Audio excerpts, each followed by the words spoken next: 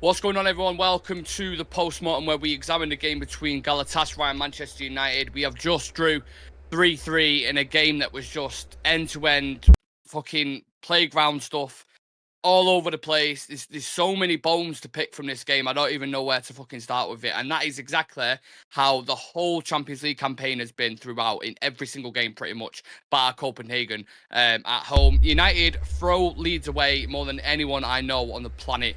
And I think one man, there's only one place to start. One man is for me, it's absolutely criminal what's happened with two of the goals, and it's Andre Onana in there. Chivet, I want to start with you.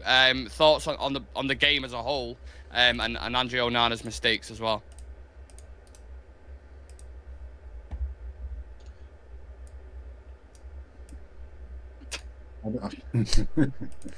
Says it all, doesn't it? Says it all.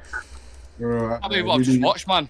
Honestly, it was I did not enjoy that game at all.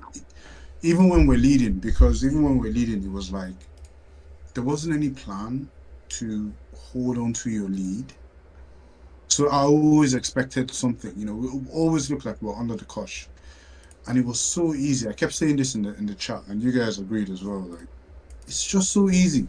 I was watching the patterns of play, and McTominay is either marking Torreira or Ndombele when they have the ball. All they do is step out and then just pull him out and then just isolate Amrabat, and then that's it. And then just two passes and they're in. And I'm like, why am I seeing this? And not no one else. Like, why are the fans? Why are we seeing this? And they can't see it and address it. I don't get it. Like, I understand Onana's mistakes. He's had a few couple of games where he's been all right, But if you continue to put defense under pressure, it doesn't matter who, even if it's Thanos in that post, you will score if you continue to put pressure on the defense. Those, especially the free kicks. The first one, that was schoolboy. Like, you could, that was a terrible error. But I think, just in general, like, how do we just give away two? Oh God! Can someone else talk? Yeah, Sam. What was the most annoying thing about that game for you personally? I mean, take your pick. Do you want a list, or do you want whatever you want to fucking give me? Fucking mate. Christ! If we just put Onana on this thing for now, because I don't know what to say about that. Our midfield was non-fucking existent. It did not exist. Like, we might as well have not fielded any midfielders. Might as well not have played McTominay, Amrabat. Might as well not have been there, because they passed through our midfield like a hot knife through butter. Like, it was just so easy for them to just play right through us. Like, right through us. And then our defence has to deal with everything. They have to put out every fire. They don't have a screen in front of them. Don't have help in front of them. It's just constant firefighting all the time, every attack. And that's why it was so end-to-end. Because you're not going to get end-to-end games if you have a competent midfield. If you've got a competent midfield, you stop attacks before they get there. You can break up play. And you have an idea of like how to stop constant attacks. But this game was just this. Because there was no midfield to stop it. And our attackers were actually good today, I thought our attackers did really, really well. I thought Garnacho did well. I thought Howlers looked good at times. I thought Pelletier, when he came on, was excellent. Bruno was obviously on it. But zero midfield. Zero. Like, just doesn't exist. So they were able to play through it and just shoot it as a will. Which then is coupled on with when you have a goalkeeper who's making basic fucking errors like that. Like, awful. That free kick is the tamest free kick of the first one. It's the tamest free kick I've ever seen. He puts it through. The two Galatasaray players just split, and it just drips through and just goes it. And you just like, really? Like, I thought we were done with this. I really thought we were done with this. And then the second one, it comes in, he stops it, and then he just freezes. He just stops for a minute and looks at it. And it goes. I'm like, what's he doing? Like, why are you stop? Like, grab the ball, jump on the ball, smother it, do something. And it's just like, I don't know what to say about it anymore. And we need to fix this midfield. because it just until Kobe Mainoo came on, it looked disastrous, and we're relying on an 18-year-old in his first ever Champions League game debut. He's not played for the first team properly until this season. He's been out injured, and we're relying on him to fix it. We're fucking shambles, man. Absolute shambles there. Can you remember how exposed we were before that first free kick when Bruno had to give away the free kick? Oh yeah, just open wide. Completely exposed. Like there was literally like Amrabat was miles away, and McTominay was all the way back. So Bruno was mad. It's like, yo, this is your guy. Yeah. Because it was, it's a stupid free kick to give away, but at the same time, he's the only one doing it. Yeah, he's the only one doing it. Sorry, go on, Nick. I was just saying, let me read out a stat for you. So Man United have conceded 14 goals in the Champions League this season. That is the most of any English team in the competition ever. Yeah. Disgrace. Absolute disgrace. How can you score 3 goals in... Oh no, how many goals? Most games. Yeah. He scored 3 against Bayern. 3 against Bayern. Yeah. 2 against Copenhagen, and then 3 tonight. And we didn't win any of them. No, 3 against Copenhagen. 3 against Oh Copenhagen. shit, 3 against... Yeah. And we didn't win either of those games. 9 We didn't win. Like, how? 3-3-3. How? I don't understand it. I really don't. Well, look, this might sound harsh and you might completely disagree with it and it might kick off a debate or whatever, but the reason why we go out of the Champions League is because of Onana. It's as simple as that. It's because of what I know. You can talk about the midfield, you can talk about certain situations, right? But 2 games, the Galatasaray one at home, the errors, the cock-ups that he made in that, effectively getting Casemiro sent off and then obviously conceding the penalty as well, and the mistakes that he made. And then in this one as well, not even the first one. The first one, right, you can argue, okay, sometimes keepers step to the left a little bit, don't give himself a chance. We've seen it happen before, right? That second one is criminal. To be a goalkeeper for Manchester United, to do that, it is one of the worst mistakes I've seen. It's so bad. And people are saying he's anticipating a flick on or whatever, blah, blah, blah. This is repetitive behaviour. I've seen it before, and I tried getting behind the goalkeeper at the start of the season. I said, look, it's had a fucking rough start. It is what it is. When De Gea first came, he was a little bit misled. He was error-prone, and then he grew into it, right? And I appreciate you're still 2-3 months in the season, but if you've made that many mistakes within the short window, there has to be question marks. Pep Guardiola brought in Claudio Bravo and got rid of him like that. If it has to be that situation, I'll happily be cutthroat. And people will say that that's too immediate and too...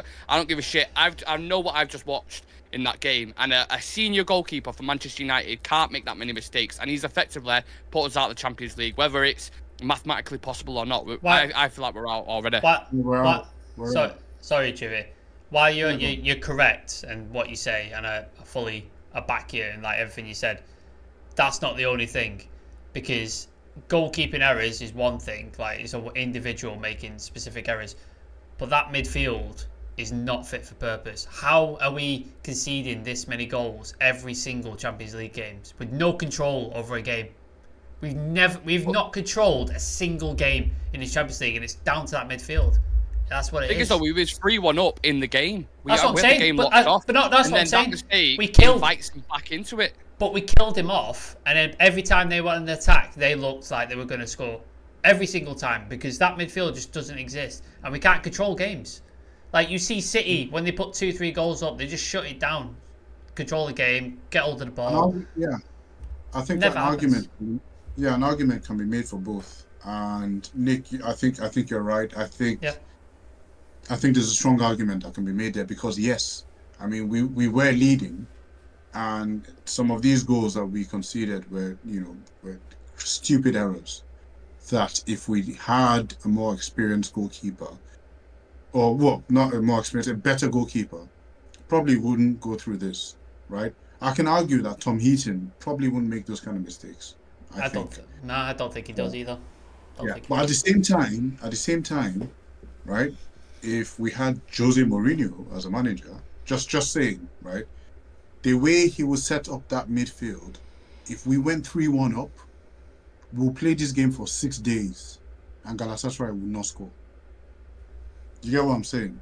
So at the same time, the way we set up that midfield we could also blame them as well, because we were making it way too easy for these guys to go in there. Let's not forget where we were playing. We're playing away, and the crowd was, this sometimes like you hear this cliche all the time where you say the crowd wills the ball in, right? The crowd was behind them, and if we just managed the game and kept them silent like we did after we scored 2, it could have been a completely different thing. But I get both arguments.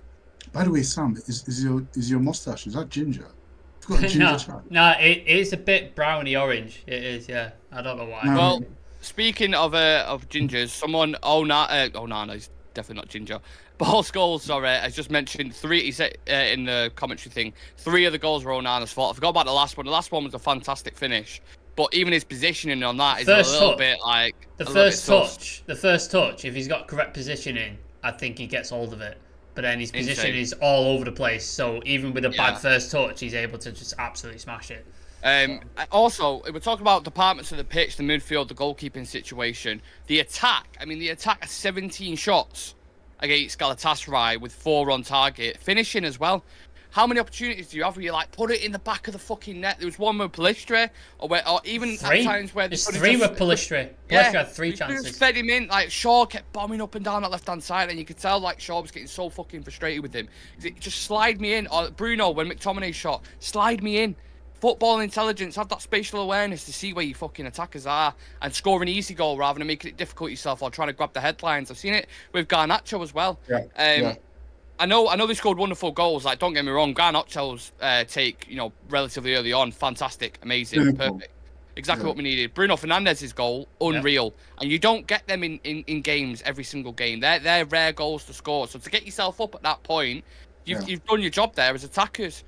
I will say one thing though. I've for the past couple of weeks I've been heavily criticizing this manager, but there were times when I was watching the game today when I could see that I can kind of see in the future what this system is going to yield, because there were countless times, especially in the first half, when Garnacho was like, because after he scored that goal, I could tell he was on it, right? And there were so many times he was ready to make that run and he's signaling, and then the person with the ball they were just making like stupid and I could see him so many times.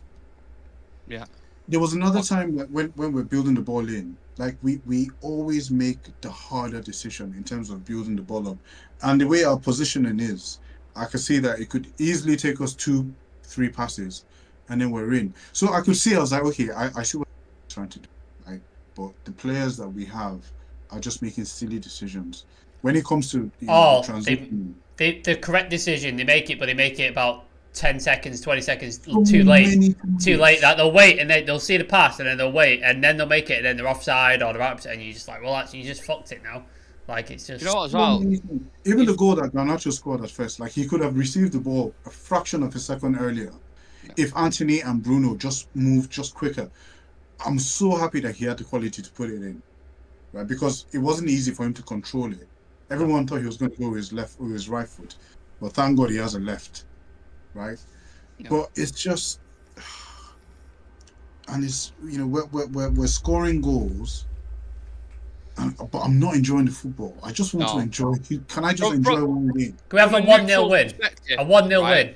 Take it. Yeah, like a controlled 1-0 win as well. Like from a neutral's perspective, right? They watched that game. They was like, that was fucking unbelievable, mate. That was a real life FIFA game, as much as close as you're gonna get. Really end to end, open. There was no structure in the team whatsoever. Even when Delo came on for Wan-Bissaka, he got rinsed off Zaha like 2-3 times, where Zaha could have easily scored. Why did they take him off? I don't know why they took him off. I was like, he's got Dallo on toast. Every fucking time he had Dallo on toast. I didn't get it. I'm always apprehensive about questioning certain subs, because I think I get what you're saying. I appreciate, because Wan-Bissaka had Zaha in the bag. As soon as he came off, you saw that he was rinsing him and stuff. But Højlund, I think he brought him off because I understand Højlund. I get Højlund. I understood that one. The Garnacho one, I was a little bit like, I'm not sure, maybe something going back, trying to, a bit more work rate off the ball, because Garnacho was lagging a little bit. The Wan-Bissaka one, I don't know, sometimes they have a knock. If there isn't anything in it, and he's just brought him off just for, I don't know, maybe Dallo going forward a bit more, because he did have a few opportunities, didn't he, overlapping Anthony. Maybe it was something to do with that, I don't know. But you can't blame them. There's people blaming the manager and stuff like that. You just can't. How can you defend? Like, you could set up a perfect team, and if a goalkeeper is making certain mistakes like that, what the fuck do you do? Like he's let him down massively, and considering it's his signing, he kind of has to take accountability for it because that's what I'm saying. That's what I'm saying. He signed him. He pushed for him. He got rid of De Gea, which I still think was the right decision to get rid of De Gea. Like I agree, it's the correct decision to get rid of De Gea. But he's pushed for this guy, and that's now 2 signings that he's pushed for and asked for, and like proper put his like stamp on, and gone. These are the 2 guys I need, and they're both letting him down. Anthony and Onana, both of them. Yeah. They're both letting him down. What's the point of having a substitute like a number 2 goalkeeper, right? Yeah. Well, what's the point? Because we've never seen Bayindir. We've never seen Tom Heaton ever since. It's just Onana, constantly. Like, I really don't get it. Well, he tried to put faith in him, didn't he? Because obviously he had a rough start. He stuck with him, and he kind of repaid that faith because he's been in good form the past couple of weeks. I think we can all agree with that. Yeah. But then this other letdown, that's when it's like, if you do not change this goalkeeper now, then it is blind. You're just following him blindly. And we've said similar things about Anthony as well. I didn't think Anthony was bad today. I thought Anthony was okay. But if you continue to play him now and these mistakes keep happening, you're at fault for your own downfall. I get it, like, especially with Anthony. I was thinking about the whole Anthony thing today, like his performance and all that. Like, he wasn't shit. Yeah, he was okay. Like, he wasn't on people. He wasn't really impactful. Like, he really wasn't. Like, and I don't understand. This is a guy where Demarai Gray would have actually played better. Do you understand what I'm saying? Like, he wasn't crap today. He was just average. Did his wasn't job. Decent. Like, and but 85 million, you can't be average. That's what I'm saying. We might as well have Demarai Gray there, or like fucking. Just pay Pellistri. Pay Pellistri. You get the same performance, if not a little better. Like, it's just... I'm getting tired of this whole thing. At least last season it was a roller coaster. Wow, we played well today, or we played shit tomorrow. We played, it's draining me, and I can't hate the manager, but I'm just so disappointed in everything that he's doing. Dan's got a good point. Like, we were talking about in the chat. McTominay, I know he scored. He got a goal. What the fuck did he do? What is he doing? What is he there for? Like, he crashes the box and he gets a goal, but every other part of his game is awful. Can't pass, doesn't defend, jogs back, can't really tackle. He offers nothing except crashing that box as an extra goal. That's it. I don't get it. I don't understand why he's still in the team. I don't. I heard Rio and Robbie Savage both praising him, and I was like, I don't know what football match you're watching, because McTominay, as a midfield, the only reason why he's in the team is because probably our attackers haven't scored any goals really up until this point. So he's the one bringing goals from midfield. That's fine. And that goal he scored, it's like, yeah, it's all right. But the amount of space that he had to score it, you never get that in the Premier League. So fair enough, he scored, he's done a thing. But as a midfielder in a cohesive 3, you need more. You need more than just arriving in the box and getting on the end of it or something. You have to offer more. That's all they offer. You have to. Yeah, he can't turn. He can't. Yeah, I don't know. And then, like I was saying earlier, literally, and all he did was follow his man and just create massive space. Yeah. Literally, massive space. Intelligence. In the first half. Yeah, no football intelligence. Yeah. At all. Oh God, I'm thinking about the group stage games that we've had, and I know we mentioned there 14 goals conceded, but then the goals we scored quite a lot of goals. All winnable games. It means nothing. Yeah, it means absolutely nothing if you can't keep the ball at the back of the net and you can't hold on to a lead. I just wanted to see, I'm sure you guys probably thought the same, right?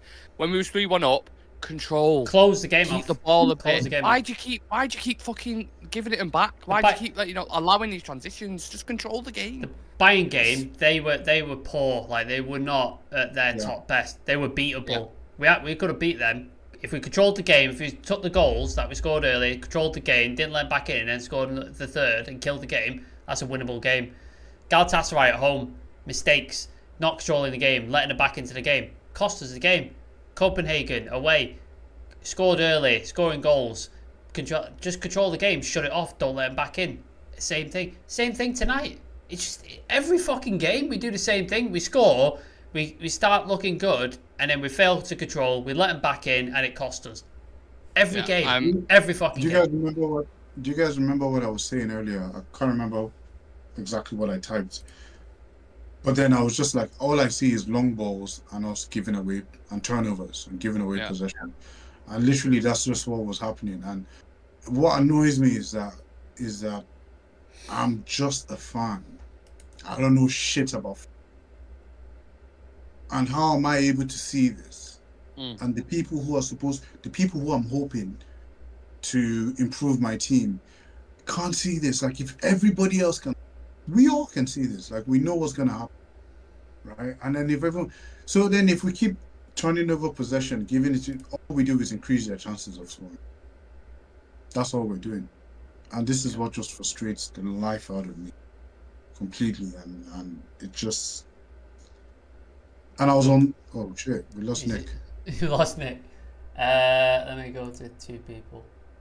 Oh, he's back. Hold on. Yeah, Is he back? There we go. I'm here. Yeah, you're good. You're good. I don't know what the fuck happened then. I don't know what you said at the end of the point as well. Go on, man. Go on. But yeah, I'm going to read out some comments because there's quite a few. And playing the goalkeeper all you want, that was clueless. Neo saying Onana cost us. United Tactical Talk saying we bottled it. Jay McGogan saying was glad Zaha was taken off. Palistri should have finished one of those. Pats Marshall too. I don't know. I'm still trying to probe what happened. I think we'd agree with that, to be fair. Neo saying you're not alone. We're still processing. Also, I can blame the goalkeeper. All I want, but the defence was also a shambles. I thought Lindelof wasn't great. I didn't cover himself in glory moments as well. Maguire was all right, though. Maguire was okay. He was all right. He was winning his deals against Icardi. Like Icardi didn't have it easy to do. Like that offside, by the way. God, we got lucky with that. Did we get fucking lucky with that offside? Lewis saying manager is also clueless and out of his depth. It's laughable. Daniel Raj saying I'm saying from the beginning that Onana's positioning between the post is awful. Yeah, I remember that, Dan. He's conceded 30 goals in 15 games. Which is obviously horrifying. And to think that we've got Newcastle next, lads, can't really be optimistic going into that one. We talk about atmospheres in stadiums and pressure. We just had Everton, obviously glad we won that, but Galatasaray was intense and we was open as fuck. You go to Newcastle, you're going to get a similar story, if not pasted even more, because Newcastle score a lot of goals. Yep. And they've just put in a stellar performance against PSG as well, so I'm not expecting any confidence heading into that. Is a worrying stat. Onana is the goalkeeper with the most errors leading to goals in Champions League since 2018. 7 goals. His errors have led to 7 goals. It's the most of any goalkeeper since 2018. So. And I will always back the manager if I can see what he's doing is right, and I believe his intentions are right. But like I've already said it, if he keeps playing Onana, I can't defend it anymore. I literally can't. I tried back. Oh, jeez. He's not having a good time, is he? He's having a bad time. Let's see if he comes back. He's back again. Jesus Christ. Mate, back. I'm fucking pissed off with this. I'm getting pissed off. I don't know what's going on. Right. Can we just give us your man of the match and your thoughts heading into this Newcastle game, please, Chive, and then Sam? Man of the match. Oh my god, is that possible? Do we have man of the match? Who do you think was the best player on the pitch? Let's ask you that. It could be any from any of the team. It's really. I don't know. I honestly do not know. Honestly, I don't know. The game's broken, Chivy. This one. This game is broken him. I honestly can't tell you. Like, I like the fact that Garnacho was just fearless, right? In that first half. I just loved it, and I thought he was just like calm. Like he was Bruno and Thingy had to tell him to stop doing that to the crowd. Yeah, he'll get murdered. They will string him up. Someone, I don't know if anyone saw it. Someone threw a bottle at him. Yeah. They're telling him to calm down. Everything. Yeah, and, I don't mind it though. I don't mind a little bit of arrogance. Oh, no, I love it. It's so funny. When we were 2-0 up, I was actually going to type like a caption for like the video, you know, smashed after park. You know, I was gonna send you guys a caption for the and then something just told me just wait until after the game. Just wait for it. This United in the Champions League is always. Yeah, you know what's gonna happen. You know exactly what's gonna happen. It's just routine. Yeah. I was never comfortable in that game ever. Yeah, Newcastle is gonna be a tough one. Both of us are steaming because they feel mad injustice for what happened yesterday. We're going to be pissed off about tonight and all that. And the Geordies, man, they're loving this one because if they win, they go above us in the league. Yeah, we're like 2 points ahead of them or something. So this is one that they're relishing. We don't have. I don't know if we have the mentality within the squad to be able to hold, you know, to hold them off in St. James Park. Because like if you've been there before, you know, it's so intimidating even as a fan, you know. So I don't know. What was the question? Man of the match and what? Don't forget about man of the match. Don't matter. Just the Newcastle game. That's fine. Same question to you, Sam. But also just to add on to that as well. If you're trying to find any silver lining in this at all, Kobbie Mainoo came on, just composed again. Looks like an exciting player. In that kind of atmosphere as well. I almost feel sorry for him because when we brought him on, I think it was 3-1 up? Yeah. I think. Yeah, we just scored, To close it out, to close the game out, to bring Kobbie Mainoo on. He plays with a wine glass. It's like he's got a glass of wine. Brandy. It's a brandy glass, isn't it? He's swilling it. Just a glass of wine and just takes it. How I always use the analogy of that guy on the Titanic with the violin. That is he's the epitome of that. It really, really is. He's so composed, man. It's beautiful to see. But yeah, Sam, go for it. Man of match was probably Ziyech, wasn't it? Like he ran the show for Galatasaray. 2 free kicks that he shouldn't have got, shouldn't have scored, but they went in. So he's got 2 goals. I believe he set up the 3rd one as well. I think. He might have got the assist for that. I'm not sure, but anyway. So yeah, man of the match, and then we have to find a way of controlling games because we seem to have found a way to score goals now. We seem to be scoring goals, which is good. It's a positive thing. There's your silver lining. We're scoring goals. Our forwards are scoring goals. Garnacho's had 2 in the last 2. Bruno, has he got 2 in the last 2 as well? No, he got an assist though, didn't he? He had a goal involvement in Everton. Yeah.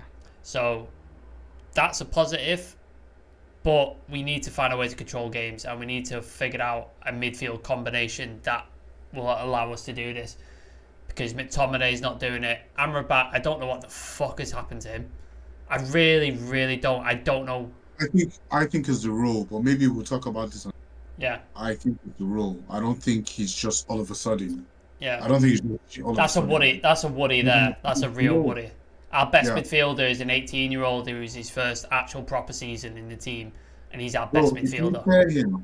If you pair 2 of them, I think we'll see a slightly better Amrabat. If you pair Amrabat and Kobbie. Possibly. But if you pair him with someone who just runs off all the time, and you expect him to, So, yeah, we need to find a way to control games, because if we can score and we can put ourselves 2-3-0 up, but then we're just going to allow teams back into the games consistently, what's the point? Like, what's the point? Like, there's no point in playing games because you're just going to allow teams to dictate what happens, even if you do score goals. That was like what Liverpool were doing when Van Dijk was out, wasn't it? They were conceding 3-4 goals, but then they were putting 5 past the other team just to win. It's like you can't. It's not. And a bit. You can't just carry on doing that. You can't just sustain that. Like, so we need to find a way of shutting games off, killing games off, 2-0 wins, 3-0 or whatever. We need to find a way of doing it. With a goalkeeper who's making mistakes like that and a non-existent midfield bar Kobbie Mainoo, I don't know how we solve it. I'm struggling to find out how to solve it. Well, you're speaking about mistakes. You can go as far back as pre-season against Dortmund. The 2-3 individual mistakes we made in that, and that was obvious to see that they kept doing it as well in pre-season. And I was like, I don't care how good you are of a player or how good you think you are. If you're doing that in a game, even like Bruno there was talking about, we made mistakes, maybe the keeper should have done better, blah, blah, blah. He gave the fouls away for the goal. Yeah. 2 of the free kicks, he gave them away. stupid shit fouls to give away. I know we were saying at the start, you know, he kicks the guy because he's chasing back from McTominay, and it was McTominay's guy or whatever. But it was still silly foul to give away. As a captain, you should know better. And then he did it again in the same position or a similar position, and you're like, well, you're not. Yeah, the second one was almost forgivable. The first one was so cynical. The first one, like, yeah, it was just, you know, stupid, man. Just no street smarts in that team. We don't have any kind of, it kills me to say, but any Fernandinhos or any of them guys in the midfield just to grab you as a unit and just say, right, look. There was two of them in the studio, Hargreaves and Scholes. There was two of them right there. You have those on your team, you shut that game down, close it off. It's good. Yeah. It's worrying times for United, especially going into that Newcastle game. And I think in the Champions League, correct me if I'm wrong, we have to beat Bayern Munich and then Copenhagen and Galatasaray have to draw. It's not in our hands. Yeah, it's out of our hands completely. Yeah, I'm not optimistic at all. Even if we was to advance, I've said this before. Yeah. Like it don't really mean anything because if you go through, you're gonna get beat eventually. You are never ever getting to a final or semi-final playing like that ever. Just no Europa League. Please, no Europa League. I can't. Yeah, I'd rather just be fully out, to be honest with you. I know that sounds shit and negative, and people say it's still a tournament to win. I'm like, fuck off. To be honest, we just need one game a week at this point. Yeah, can't be asked. Yeah, we really do with the amount of interest. No, because I can just see that tweet from Europa League. You know, that's what they do. Oh just like, welcome Man United, or welcome, like they do that all the time. Whoever drops in, they send you the post. I'm gonna reply to him and just go fuck off. I don't want to be in your stupid competition. It's out of our hands. Anyone who's tuning in now or has been a part of the show since we started it, thank you very much for tuning in, because it's difficult times as a United fan at the moment. The pros and cons will be dropping tomorrow around 3-4 o'clock, so make sure you tune in for that, where I can actually have a breath and analyse the game and give my proper thoughts on it. And yeah, more to come from us, of course. So stay locked in. Make sure you turn on that notification bell. Drop us a follow on socials, and me, Chive, and Sam will see you guys in the next one. Try have a decent sleep tonight. I know it's going to be tough, but yeah, that's United for you. Take care, everyone. Only 4 more days till we play again. Yeah, can't wait.